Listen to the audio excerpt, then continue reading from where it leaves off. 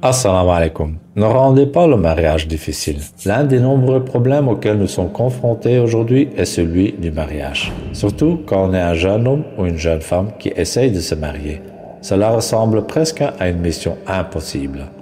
Aujourd'hui, je veux m'adresser particulièrement à mes frères et à nos pères, concernant nos filles et nos sœurs. Mes frères, nous avons une responsabilité immense envers nos filles.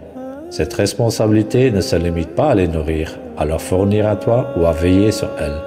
Nous devons aussi jouer un rôle actif dans leur mariage. Nos filles et nos sœurs ne sont pas des meubles qui restent à la maison. Pourtant, beaucoup de nos sœurs ont 20, 25, 30 ans et elles sont encore chez elles, non mariées, parce que nous ne faisons pas notre part pour leur faciliter le mariage. Je ne parle pas des sœurs qui choisissent de rester célibataires. Mais combien d'entre elles veulent réellement se marier? Elles désirent avoir un partenaire, mais nous sommes devenus un obstacle. Wallahi, mes frères, soyons honnêtes. Nos femmes se sentent souvent non appréciées et parfois même non aimées. Quand était la dernière fois que vous, en tant que père, avez pris le temps de vous asseoir avec votre fille? Quand lui avez-vous dit qu'elle est belle, que son sourire illumine la pièce? Quand l'avez-vous emmené au café ou rassuré en lui disant « Quand tu seras prête, je te trouverai le meilleur époux ». Elles grandissent, elles atteignent 30 ans et pourtant aucun mot n'est dit sur le mariage. Personne ne frappe à la porte et le sujet devient comme un éléphant dans la pièce que tout le monde ignore. Mais il faut en parler. Mes frères et mes pères, nous devons changer cela. Nous devons montrer de l'amour, de la compassion.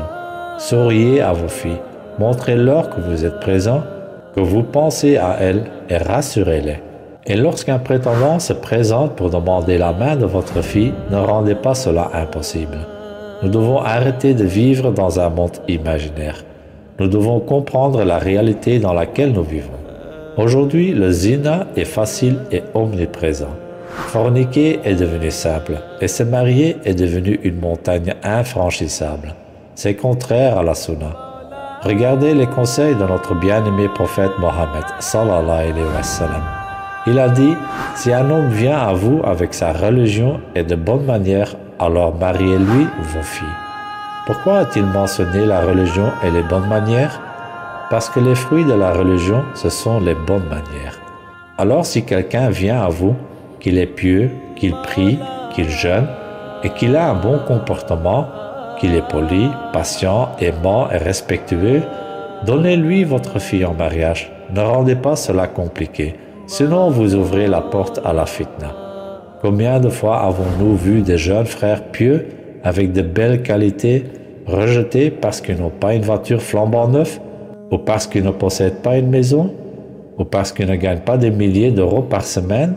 Cela crée des épreuves inutiles. Wallahi, je vous supplie, frères, pères, mères, jouez un rôle actif dans la vie de vos enfants. Facilitez le mariage. Arrêtons de compliquer les choses et ouvrons la voie au bien.